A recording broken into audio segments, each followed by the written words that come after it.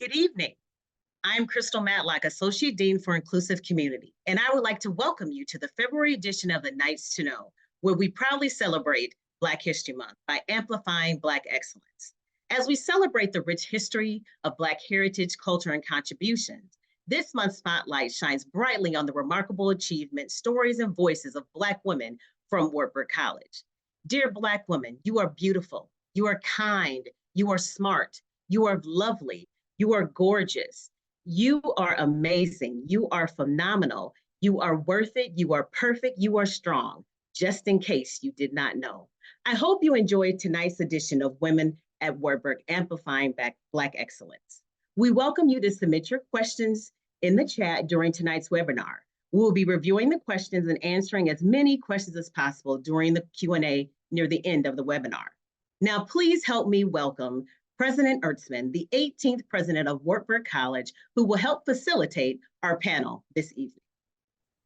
Good evening, everyone, and thank you, Crystal, for what an awesome introduction and such an exciting night for us to welcome Women of Wartburg back to have a conversation with us and with all of you virtually, both now and in the future.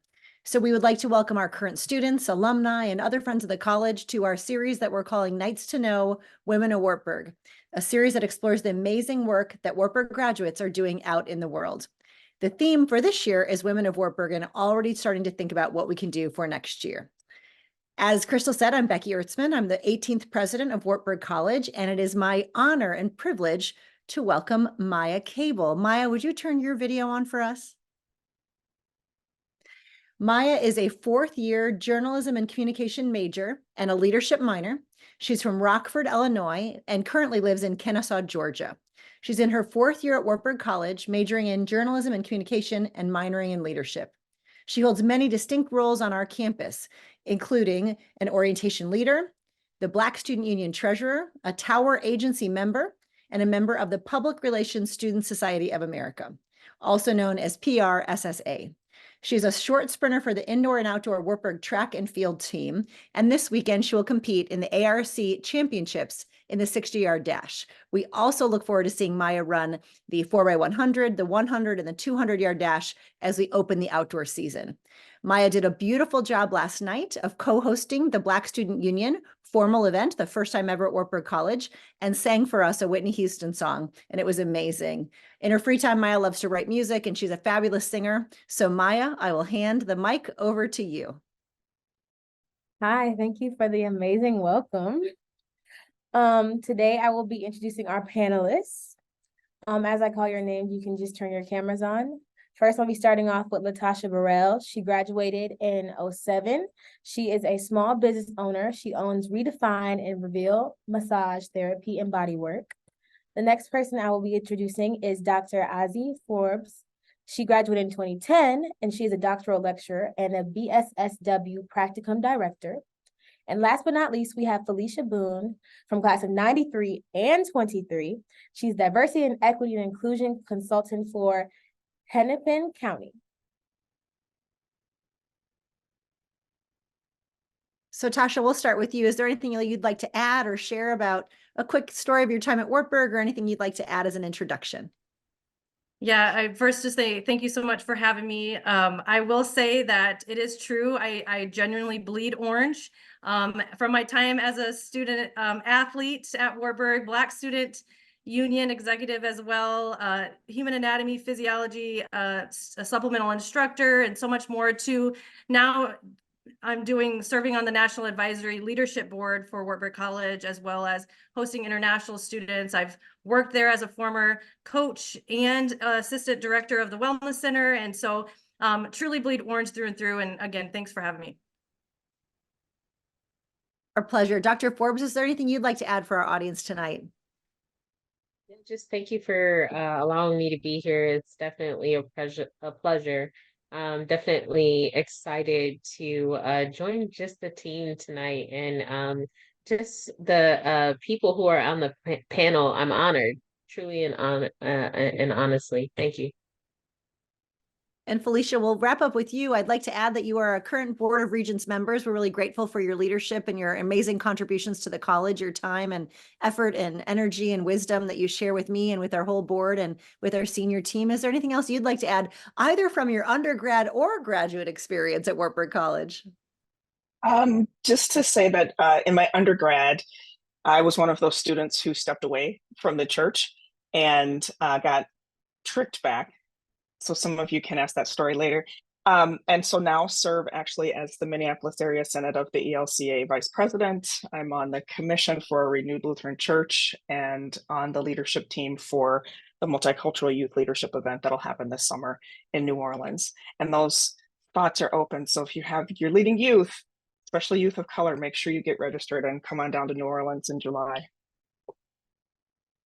So that's a perfect segue into a reminder that there's that awesome Q&A box. So if anything that Felicia or Azzy or Tasha just said that piques your curiosity, a question you want us to pin for later in the webinar, please don't hesitate to use that Q&A box. It's also a great place to share exciting love and appreciation for the whole panel tonight. We often are excited on these webinars to hear all of our alums and our stakeholders and our friends of the college really reach out towards these great folks that are just sharing their stories with us tonight. So grateful for all of you that are attending and look forward to hearing your great questions.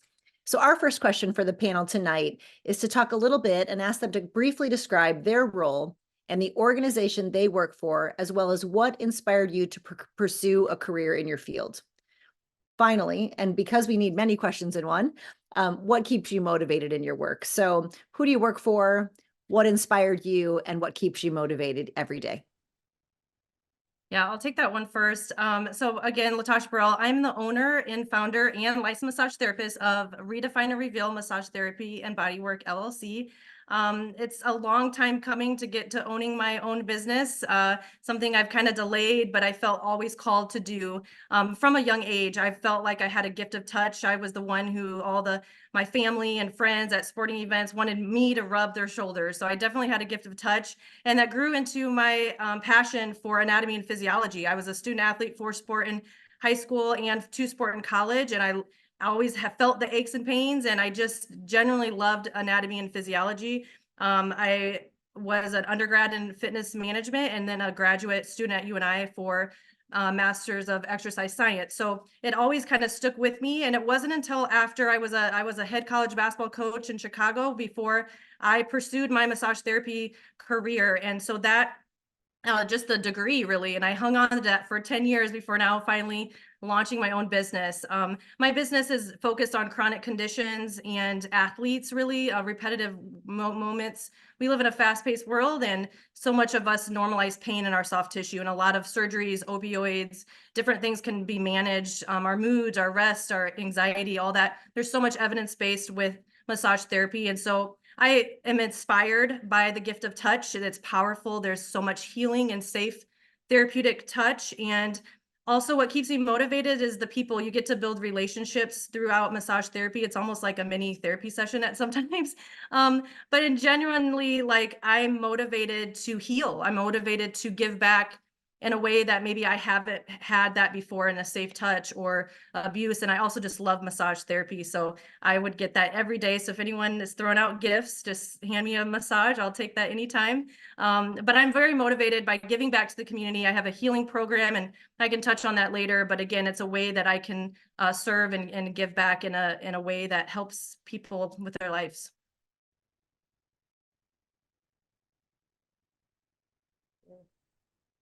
I think I'll jump in next.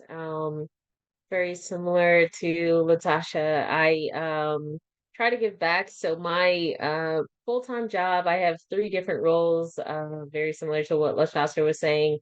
We live in a very fast-paced world. So I live in New York, and so the hustle and bustle of New York, I work full-time for a university, University of New York College. And so my full-time role is to oversee all of the bachelor's level social workers and place them in their practicum.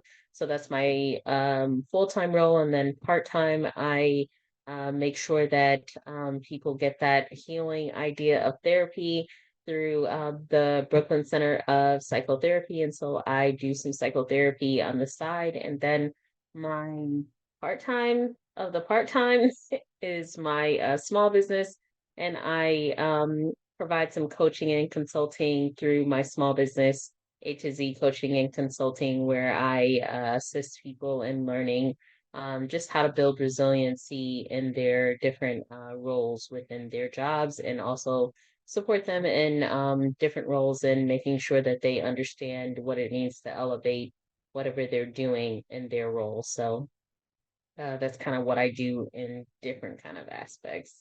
So a lot of this and that. I love that, a lot of this and that. And massage, I'm with you, Tasha. That is definitely I love it. That and acupuncture, fabulous. So in my role as a DEI consultant for Hennepin County, which is Minnesota's most populous county, serving residents in urban, suburban, and ex-urban communities. My role is to support our staff and their divisions and departments to incorporate DEI principles and behaviors into their work, which is easier said sometimes than done. One of the things that keeps me motivated, though, in my work is that as a longtime employee of Hennepin County, lately I've been telling people I started at Hennepin County before we were talking about the D, and then the D became a thing. Just recognizing that there is diversity, finally incorporating the I, the inclusion piece. We still have work to do there. Being told that we couldn't say equity, and now equity is on everything. So seeing that slow move, because you have to build a foundation in an organization before you can actually jump to behaviors that people can sustain. And that's the thing that keeps me motivated in my work, is seeing the growth. Of course, had it not happened that way, we would have been caught really unable to support our staff and residents with the murder of George Floyd. So I'm in Minneapolis, and we had a lot of work to do and still do. And so that's why I do what I do.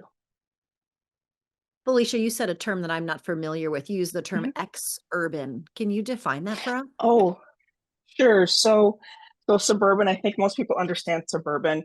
We are a county that still has rural in there. So it's building up, but it's not exactly suburban yet. So it's a mix of being not quite outstate, but not so close that it's suburban, Wonderful. if Thank that makes you. sense. Yeah, absolutely. I have a question for Latasha. For anybody that's also watching, but like for me myself, when do you think is like a good time to start a business? And like, what is one piece of advice you could give your past self before you initiated the start of your business that would be helpful to any of us that are looking to do that in the future? Oh, yeah, that's a great question, Maya. Oh, so I would say I think one of the most important things is that if you have a passion, like don't let it go out, like just because, it's not ready right now, someone is, chirping in your ear that it's not possible, or it's not making you the money right now, but it's a gift. I mean, hang on to that, because everyone's time is different. I think for me, I'm like sitting here now like, man, I should have started this 10 years ago, but you look at all the things in your life happen for a reason. I've been a head women's basketball coach. I've been associate athletic director. I've been assistant director at the wellness. I've been a HR consultant. I've done DEI specialist, and all of these things, all of these professions and experiences, as much as it, may have ended bad, or like, man, why did I do that for a year, or whatever that is the case, they've all truly prepared me to be a business owner. And I think that's the biggest thing. Like I can't identify a time. And I will tell you, as a single mom, I was in a job I had made my most money and I quit it. And started my own business. And I'm starting from scratch and building it up. But you know what? I'm happier for it. I'm more prepared now than I would have been, probably a few years ago, even though I was gifted in it. The business side is a whole different thing. So you can have one or the other, right? But I definitely think fueling that fire is so important, and never letting go of that dream. People, it doesn't matter age, like you can start a business at, or start your career or land an acting career, whatever that is for your passion, like stick to it. It might just be a side thing for now, but eventually, you know, if you hone in on that and be patient through that process, it can happen for anyone. So that would be my biggest advice for that. Thank you. 100%. I would add to that. I think, you know, a lot of the times people hear this idea of like, oh, you need to have this like career, you need to have this thing. And I think like passion is super important. And when it comes to a business or starting a business, you know, stick to what you love and allow that to be your business. Your business is your heart. And I think that a lot of the times that's what drives people. And ultimately that is what becomes, you know, your idea of excellence or your idea of success at the end of the day. And I think that, you know, when that is your drive, becomes this idea of, you know, success. And so I definitely would echo that because yes, I have this idea of my full-time job, but that's why I spoke about my businesses because that's what drives me when I have to go to my full-time job. Yes, that's my full-time job, but then my, you know, my heart is in my, you know, small business. So I echo that.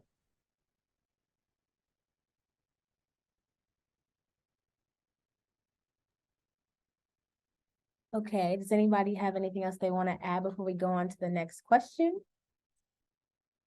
I would just add, I love what you said, Dr. Forbes, what fills your cup. And so yes, I have my full-time job and that does fill my cup. What fills my cup even more is the volunteering that I do through my roles through church and helping people on that DEI journey to live out their faith is something that's speaks to my passion. So it may not always be a paid thing, right? It could be paying back through service, getting paid through service.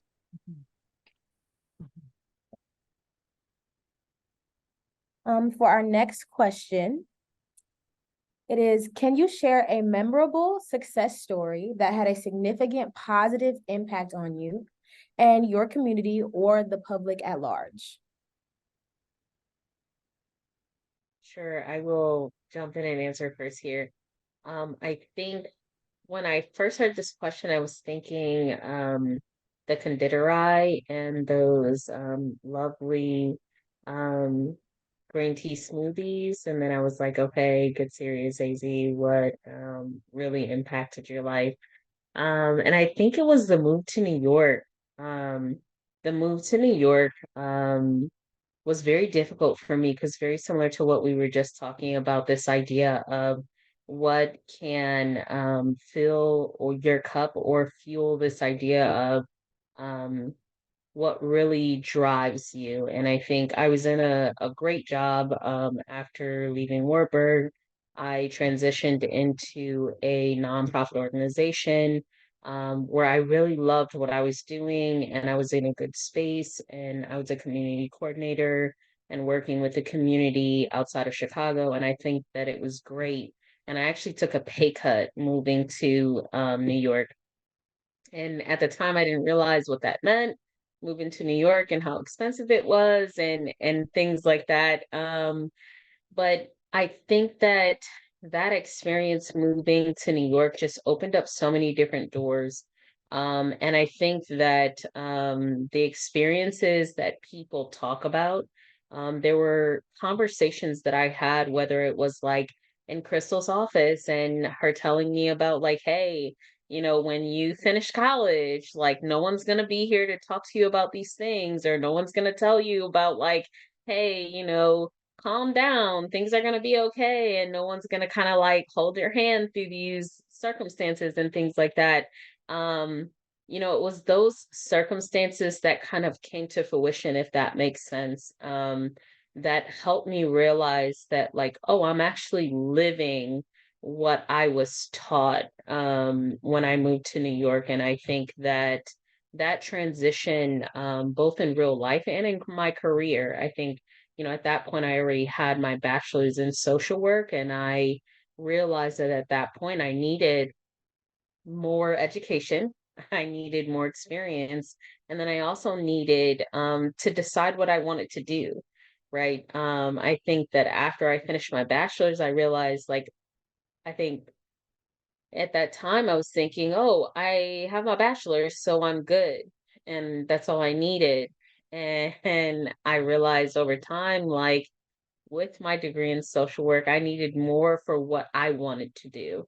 And I think that my trajectory just looked different. And so for me in that particular space, New York and that transition just opened up doors that I just didn't even know were possible.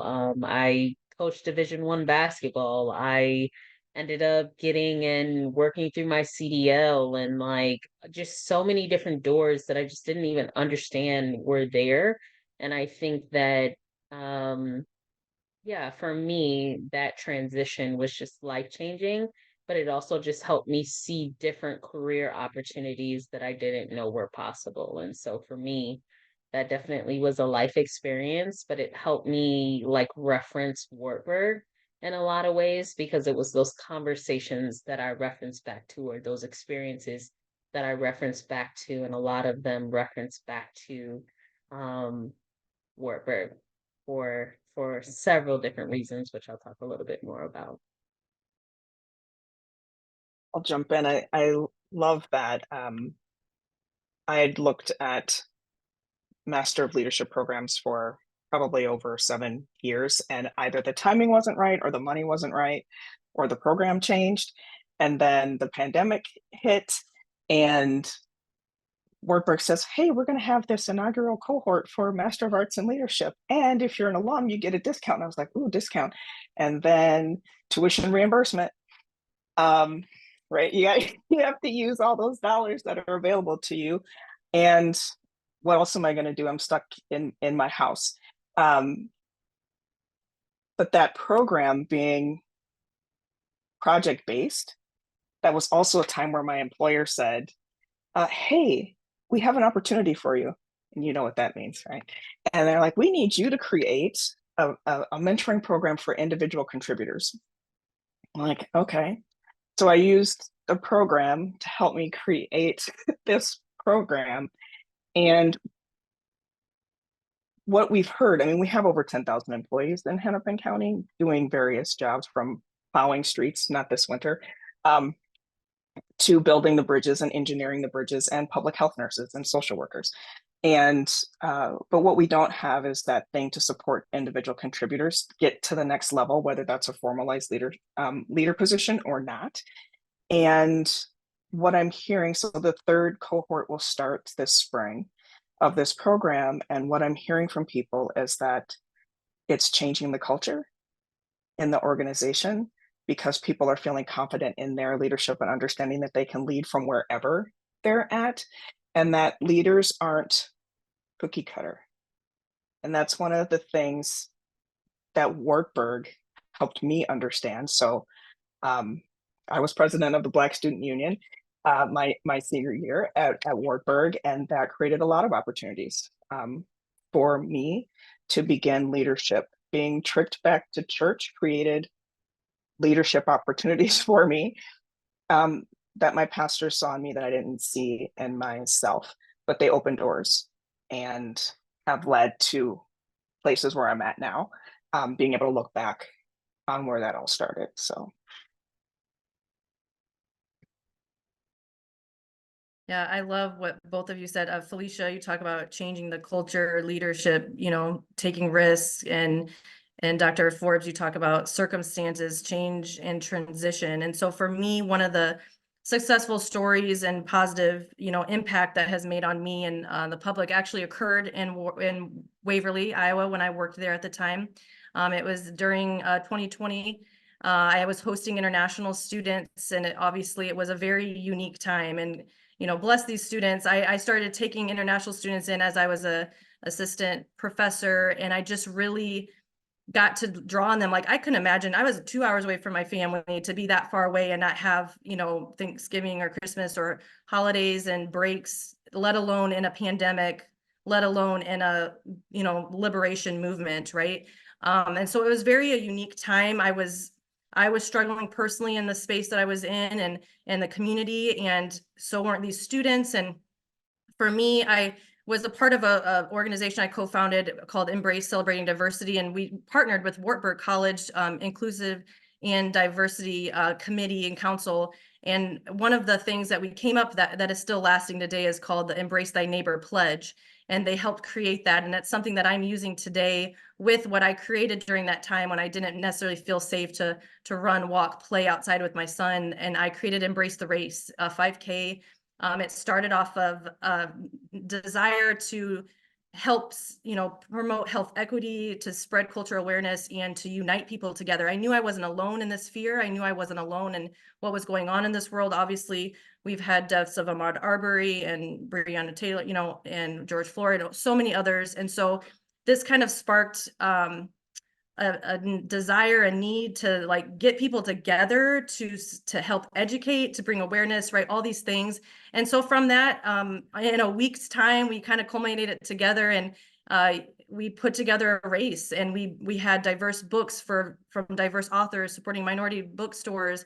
We had T-shirts with the Embrace Thy Neighbor pledge. We had medals and wristbands, and we partnered with Wartburg Cross Country team.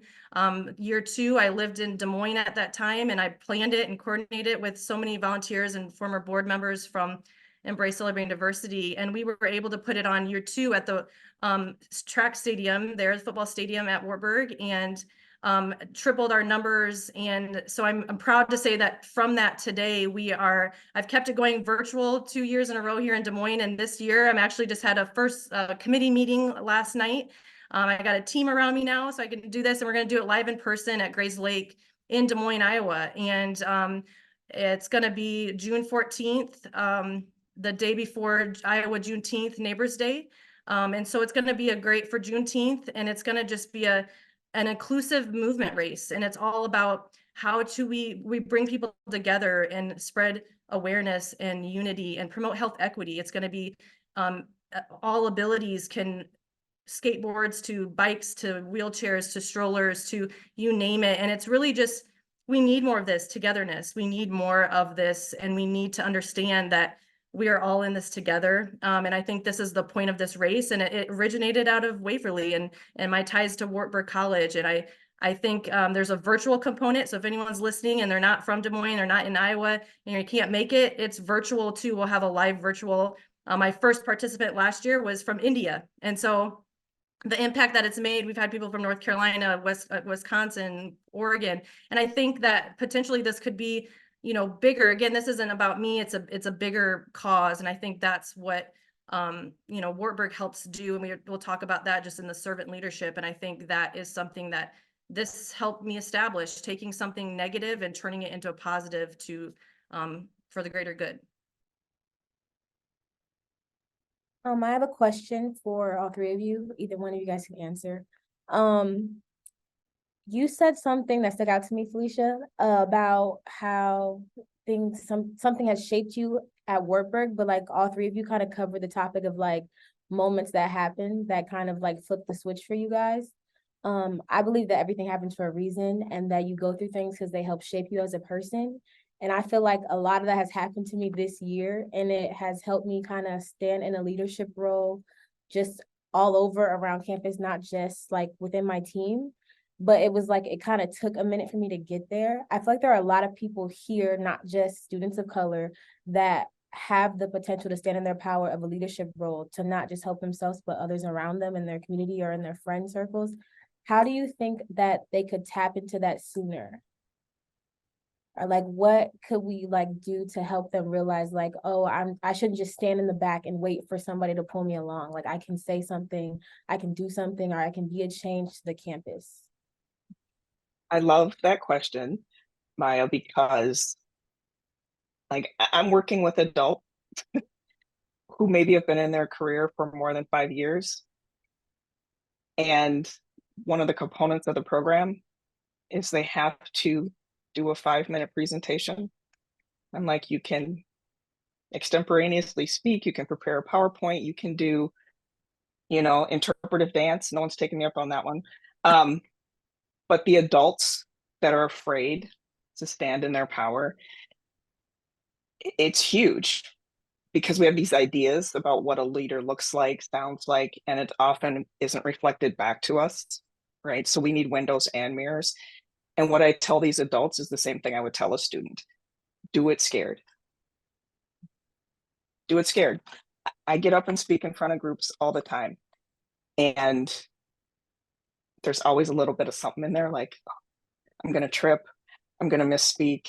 I'm going to we're going to have a wardrobe malfunction. Somebody's going to hate what I'm wearing, whatever. And you do it scared anyway, because eventually you feel it coming back to you from the people that you're leading.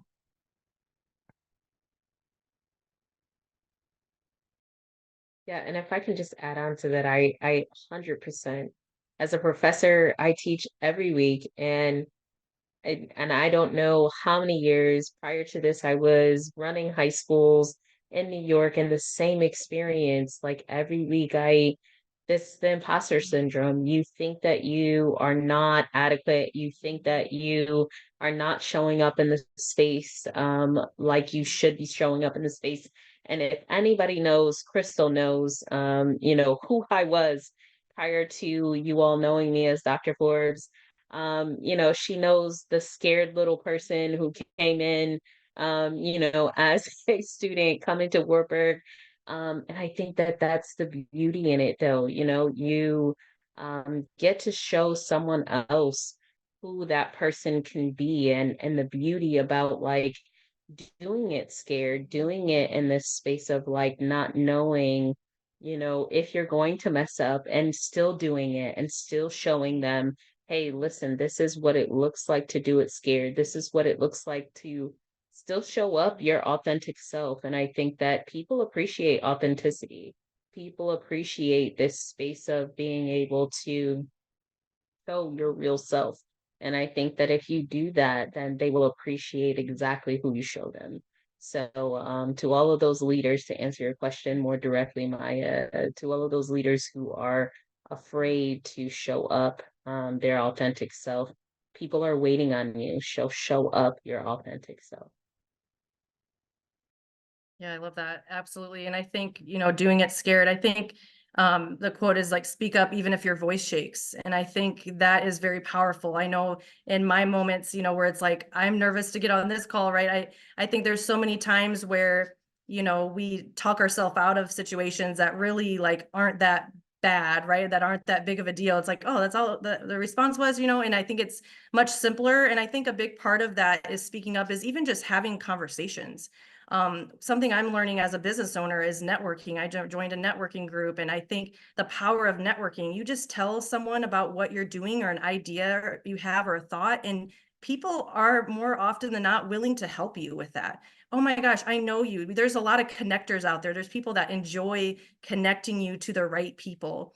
And I think the more you talk to people and the more you have authentic conversations and connect with people on a real person-to-person relational level, you'll be surprised how many people are willing to help you out, connect you to the right person, lift you up, elevate your idea, and motivate you, encourage you to make that a reality. And I think the more we do that, again, having those conversations, building relationships can take us to a whole new level that maybe you weren't confident in yourself that it was even going to happen or exist. And oftentimes it's other people that and most times it's people you don't even really know that well, that are more willing to pay for your service or help you out or do what you need, what you may not have got from family, or friends. So I think it's really important to just build relationship and speak up.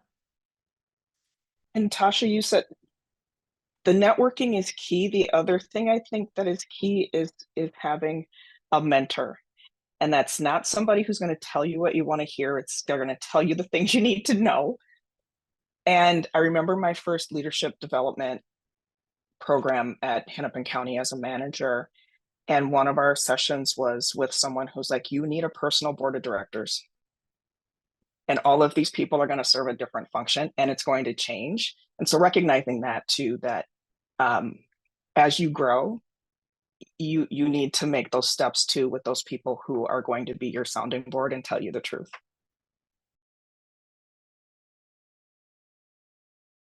if I can be so bold to add one additional piece, I think there's making space for growth.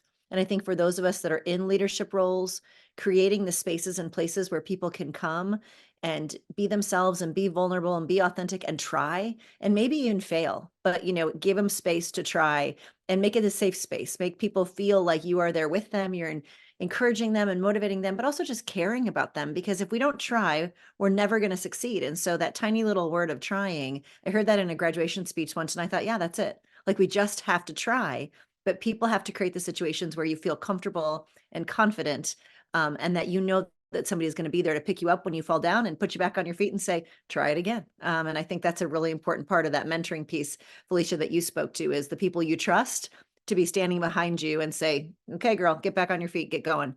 And I think that's really important too. So there's so many good questions in the Q&A, and I do want to shout out Niletti, who's one of our grads, and I'm excited to see you, Niletti, back. It almost feels like you're here with us, and so thanks for being with us tonight. We've got a shout out, Felicia. I loved this quote too when you said you need windows and doors. I'm thinking that's a sticky that goes on my desk tomorrow, of needing windows and doors. But Tim Greenwald, who's one of our staff members here and one of our really visionary staff members around concepts of information technology and tech support and infrastructure. So a really great person to work with here on campus. Tim asked a question that's actually one of the questions we had on our list tonight. So he asked, what are some of the experience you had during your time at Wartburg that helped carve the path on which you have found yourself? And the second question is the one that's what we were going to ask, which is, what is the advice that you would give current students or yourself, right, at 18 to 21, who may be scared, who may be scared to do it scared or show up scared, to pursue their dreams and are nervous about taking the next step? And so kind of that question about anything at Wartburg that helped you, and I've heard Crystal shout it out numerous times tonight, but also maybe something that you tried and failed, or someone that put you back on your feet, or a risk you took while you were here at the college. I can start. A specific experience I'd like to share is I was actually just back at campus recently for the 50th women's basketball anniversary. So I got to see President Becky there as well. And I will just say that one of my unique experiences, we had Coach Amsbury, amazing coach, mentor, friend, father, husband, everything. He was my coach my senior year. And so as a brand new coach, my last year, we didn't have a gym. They tore down the whole facility. And so the wellness center, we didn't have that. But one of the things that we're like, hey, by the way, you get hired, we're going to a trip to Germany, right? And he's got to transfer his whole family. And he's like, what? I have to go on a trip to Germany. And so we got to go for a whole 2 weeks and played 2 games. That was the best trip ever. But while we were there, my last name is Burrell, his is Amsbury. So guess who got stuck on like the 13-hour flight next to the brand new head coach who no one knows? That was me. My friends are having fun in the back, but I took that as a very awesome opportunity. I had a passion for coaching. I felt like I was a leader on the court. And one of the things was I took that time to ask him all the questions about how did you, he's 5'0", sorry, coach, but I'm like, how are you a college coach? So I was asking him all the questions. I was, what did you do? How do you get a coach? How do you become first thing he said is you got to volunteer.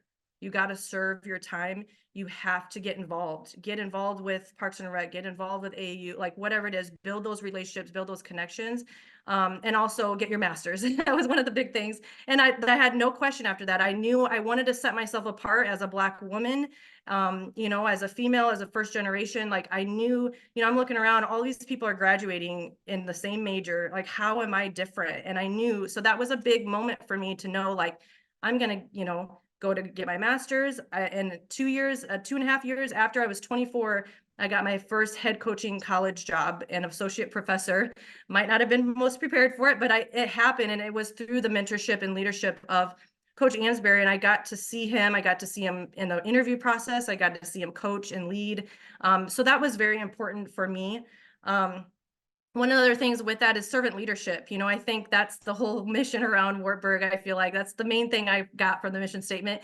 And I know that I've used that personally and professionally in my life. I have personally, I try to volunteer and serve and give back to the community. And I love to lead and show my son what that looks like, right? Whether it's volunteering, serving, and and letting him know that, reminding him with all his toys that, people are, less fortunate, and how we can give back, and we get to tangibly do that. So that's personally. Professionally, as a head coach, I had community service once a month with my team. They didn't like that at first, but they grew to love it and say, well, why isn't anyone else doing this?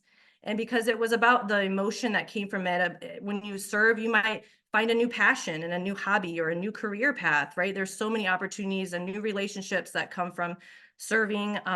I mentioned my healing program in my business. I do for profit, but then I have a healing program where I give free massages to underserved communities. I raise donations and give back self-care. I do free vendor booths, and I give back to heal those who might not be able to afford access or have safe touch in that experience. And so that has driven my mission and purpose behind my business. I also embrace the race at 5K. It's all about serving and giving back to the community and creating an inclusive environment. So I think a big part of my experiences at Wartburg and the mission behind it has truly, like, I literally can say, through and through, that it has guided the way I live my life in a servant leadership way.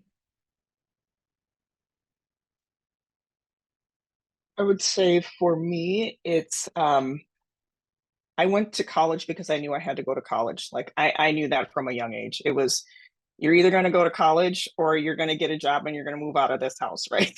So I was like, well, of course I'm going to go to college. But I was not a student who knew what she wanted to do except travel.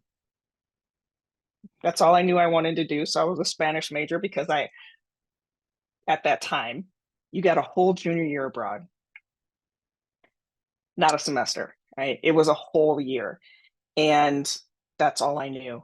And then once I graduated, I was like, I need to get a job in government because that's stable. And this language degree is going to help me do that because I can translate and interpret with no other clue.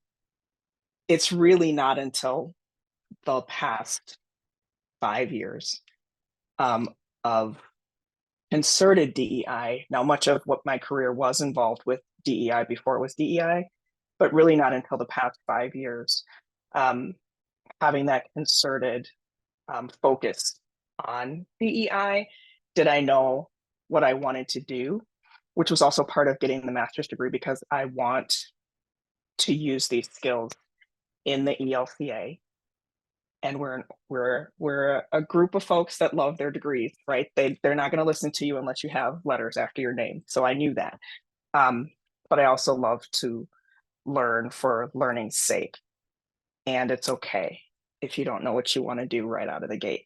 Because, especially as Black women, all of the things you experience, and there were some tough things that I experienced around race and gender at Wartburg with other students and professors and all of those things, and then also through my professional career. But all of those things are preparing you to blossom through the cracks, right? So I just think of that image of asphalt and a flower that's growing through there, and that is us. And so all of these experiences are preparing you for that moment where you push through all the crap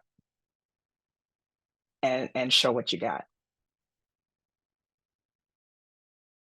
Yeah, no, definitely. I would say, for me, I think my 18 to 21-year-old, even now. So I think it was tough. I think my 18-year-old self, looking up now, probably wouldn't believe that I am where I am. And so I think I would tell her she made it, first of all. I think that that would probably be the first thing. And then the second thing would be to, remind herself that, the things that you experience as a young adult, don't necessarily, just because it's a negative thing, it doesn't necessarily have to stay a negative thing. I think a lot of the times, like coming to Wartburg, I took everything that I owned. I was homeless. I didn't really have a place to stay and things like that. And so a lot of people didn't know that.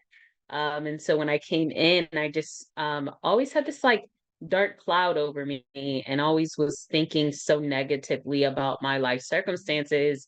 and experienced a lot of different hardships, whether it was like mental health and things like that. And I think that's what put me down the path of social work, because um I was struggling personally with my own things. And so I was trying to navigate, where I wanted to be and what I wanted to do and things like that. And so in that respect, I don't think I saw like the light um through that. And so I think a lot of the times when you struggle through life, first generation college student, trying to figure out and navigate what it means to be financially stable, what it means to look like, a Black woman in excellence, or what even it looks like to be a college graduate, or, navigate this idea when no one knows what it means to be a difference between a job and a career, and things like that.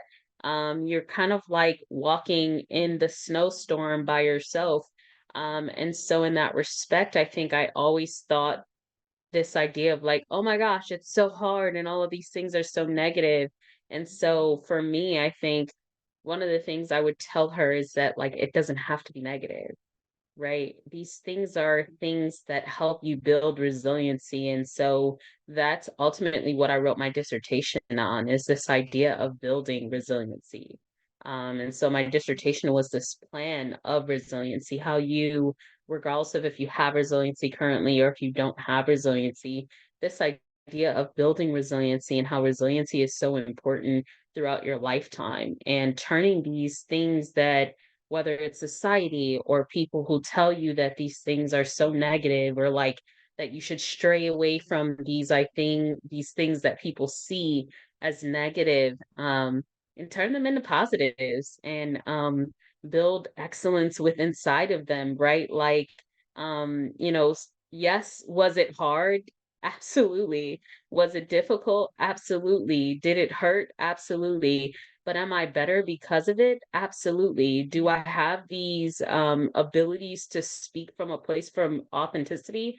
Absolutely, right? And now I can speak to my students, to the people that I serve on a regular basis, um, from a place that some of my colleagues can't, right? And so instead of looking at from a place of like, oh my gosh, I went through all of these things and it was so rough, I can speak from a place of like, yes, I've been through these things, but now I'm on the other side of it. And now I have this unique opportunity when I speak to people. I can say, like, I'm not speaking from a textbook. I didn't learn social work through a textbook solely. I learned it because I've lived it, right? I've learned it because these are things that I've experienced. I've experienced homelessness. I've experienced mental health. I've experienced these things, and I can tell you them because I've experienced them myself. And so the 18, 21-year-old, I would tell her like, hey, hang in there. And resiliency is key. And it's not all bad, right? And it's a season, and you will get through that season. And the only way you're gonna fail is if you stop trying. So just hang in there.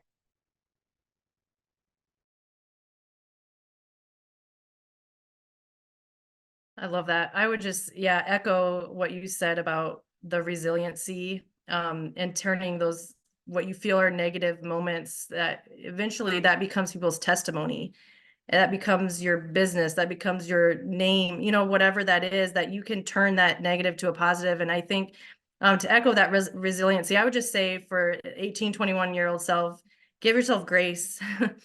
I think I still get that all the time from my friends. If that's the one advice, it's like, give yourself grace, you're doing all the things. But it's like, man, we get so hard on ourselves, whether it's just our own pressure, right? Well, a lot of us have leaders, have high expectations of ourselves, but we also have pressure from friends and family. And when it comes to major and what's your career path and all these decisions, I will tell you, I've been in so many career paths throughout my world. I've done the head college coaching at the college level, and I'm not doing that anymore, and that's okay, right? And does that mean I will never coach again? No, but it may look different. Your path, your time is going to change. It's an ebb and flow. That season will pass. And I think you're not going to predict your world. Like, everything's going to come out way better and magnified, and it's probably going to be different than what you dreamed of. and that's okay. And I think that's the part of, we give ourselves grace and not have that expectation that you have to figure it all out, and that when you have it dreamed up, that that's what it's going to be. Because I think that causes much more disappointment and setback than just going with the flow in a sense. And you know, hey, you never know, this might spark an interest or a passion by serving or whatever that looks like for you, and it will take you in a whole different direction. And I think we have to, as a society, give people more of that room for growth. We mentioned that earlier, and to have that grace and to grow into whatever it is that your calling and purpose and passion will be. And I think that would be definitely what I would tell my 18 to 21 self. You're not going to have it all mapped out and figured out, and that's okay. But hang on and stay resilient, to Dr. Ford's point, because it will be great and things will all work out.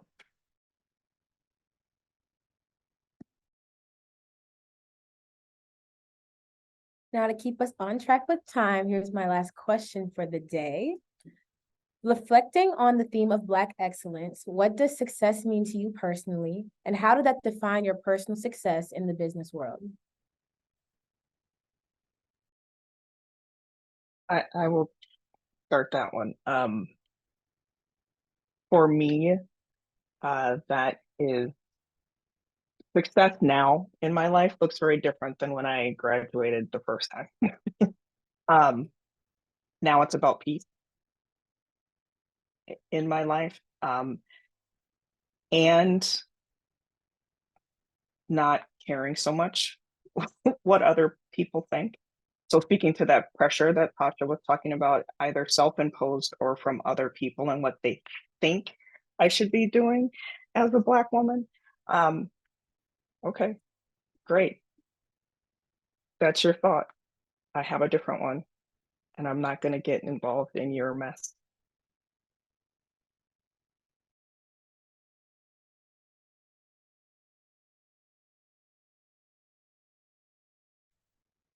I go, you go ahead, Dr. Bruce. That's fine. Success looks like balance. I think that it's great to have these great careers and titles and degrees and license and things like that. But I also think that it's important to have support and family and people that are in your corner. You know, a lot of the times we stay focused on this idea of making money and things like that. And very similar to what Felicia said, like this idea of like, you know, what success looked like years ago is not what success looks like now. And I think that excellence is being like taking care of yourself and making sure that you're okay first. And then thinking about like the big picture.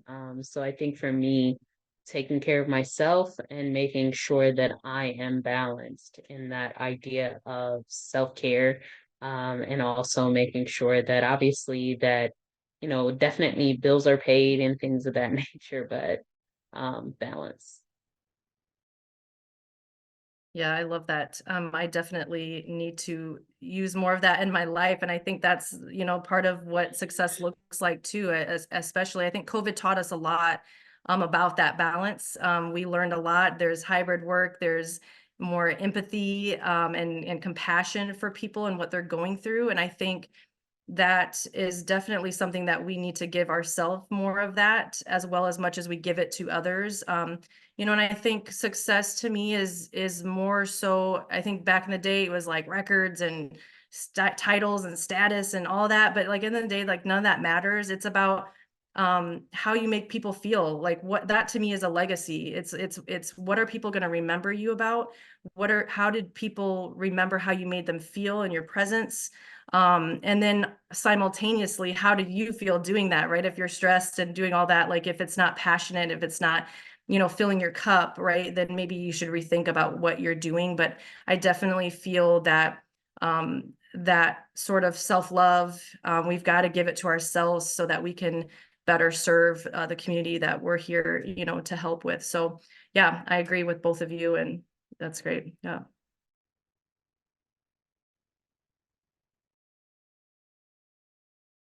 So I'm looking at our questions, and we've talked about Tim's question talked about the windows and doors. Claudette Herring says, an echo to many of the comments of the panel, I'd like to encourage others to pick up Michelle Obama's book, The Light We Carry. Somebody said, be gentle with yourself. Past mistakes don't define you, they refine you. Naledi asked a really nice question that Felicia took some time to answer. And she said, how do we ensure that D&I and women empowering continues to hold its value and not become a quota or a trend? I think a lot about the work never being done, that we'll never be finished having these conversations, that we will continue to lift up the work. But Felicia had a beautiful answer of utilization of disaggregated data that measures not only how much and how well we are doing something, but is anyone better off from our efforts, which requires us to be in relationship with others and ask them. And I think that word right there, ask them, and not assume that things are working. There's so much power there of, did we actually ask? Are we talking to the people? And there's the Paul Farmer concept of accompaniment, right? Walking beside people, walking with them. And I think leadership is often walking next to people and asking those good questions about, how are we landing? What are we doing? Is it making sense? Does it work? I wonder, any final thoughts from Dr. Forbes or Felicia or Tasha, how we continue this work, how we continue to amplify Black excellence, especially in our female populations, and for our students at Wartburg College. Any final thoughts that you have, or any suggestions you have for me as a leader, or anyone on the panel who's listening who are staff and faculty, both at Wartburg, but also in their communities?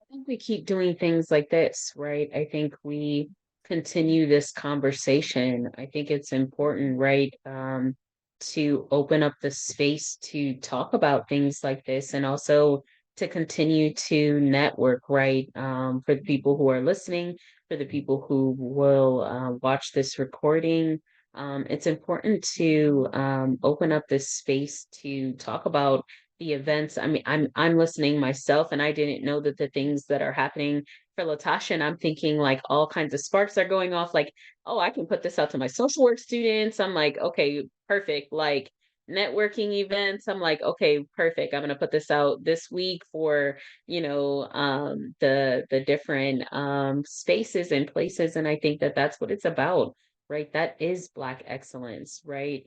The continuation of making sure that we connect to, whether it's in New York or Iowa or another space, right? Continuing to connect with the spaces and people who we know, and it doesn't necessarily have to happen on like Instagram or like these like social media, and it can, right? But it can also happen in spaces like this, right? And I think that networking is key, right? I'm here because Crystal asked, right? And that's what it's about. Like years ago, Crystal sat and made sure that she was intentional about being purposeful in my life. And so like that's the power of networking, right? Those are the things that we are talking about today, right? Years later, those are the things that make the difference, right? When you're impactful to that point, people can call and say, hey, can you come and speak at an event on this day? And that's the impactfulness of networking. And so I think that that's what we do. We continue to network, we continue to speak out, we continue to make sure that we connect. Go ahead, Tasha. Oh, I have to get her on that social. I mean, we need that connection. I want to make sure that's on record right there. Yeah, I love that connection, and just learning about each of you too. I think we've kind of, maybe we need like an alumni Black, student union chapter or something, just to stay connected and network, and how can we help each other out. And I think that's what it is. It's, this whole thing is about amplifying Black excellence. Like it's always been here. Even if it's been oppressed, it's always been there. It's always going to stay here, and it's continuing to rise. And I think that's what the biggest thing is. We need to give visibility to the amazing students currently at Wartburg, and those who have went through, the college. And I think That's the beauty of it, is there's so many amazing things. I've had the luxury of hosting international students when I lived in Waverly, and I'm still connected with them. Siwa, I hope that if he's not on here, I can go to his next concert whenever he's, performing live somewhere. And the lady is on here, and I know I will be visiting her in New York, and she's doing amazing big things. And I think that's the beauty of the relationships and the connecting. I will give kudos to you, President, as well, because I think the last time that we were with each other, we were crying because of the connection we had with the international students. And I had that luxury for a longer time than you did. And it just showed to your leadership how much you've already built those relationships with these students. And you had it hadn't even been a full year, I think, there. And so I appreciate that. That meant a lot to me to see that leadership, because there's so much beauty and excellence in so many of our students. And I think that we have to just amplify and give them the opportunity to be visible and support them through that. Because again, we're not going anywhere, and we're going to continue to rise and shine. And I hope to do that with you ladies further together in the future as well. And just to piggyback on, I know we have just less than a minute on that, is when we see and when our actual allies see women of color leading, let them lead. Just let them lead. And if you have the power to remove a roadblock, remove it so that they can keep moving forward and do the work. And I love the Black Student Union reunion. I think that's a homecoming event waiting to happen. And we've got our great leader right here in Maya. So Maya, hear me say, let's think about homecoming next year and how we can make all these pieces fit together. I got you. And I think we'll welcome Crystal back on to wrap us up for the evening. As I hold back the tears, I want to say thank you for this excellent conversation this evening. I would like to thank our panelists, Tasha Burrell, Felicia Boone, and Dr. Forbes, and of course, Maya Cable for the student perspective. Our next Nights to Know webinar will be held on March 13th in 2024 at 7 p.m., spotlighting healthcare. On behalf of President Ertzman and the Nights to Know Planning Committee, thank you for joining us, and good night.